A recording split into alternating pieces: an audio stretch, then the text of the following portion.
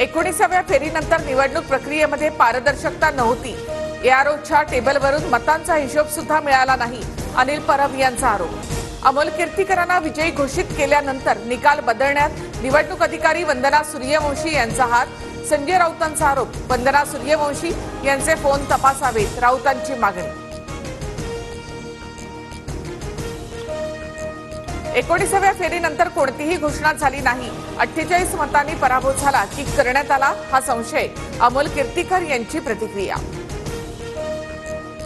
4 आयोगांनी सांगितलं, मराठ्यांना ओबीसी मधून आरक्षण देता येणार नाही.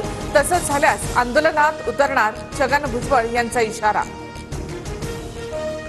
पश्चिम बंगालमध्ये मालगाडीची कंचनजंगा एक्सप्रेसला धडक.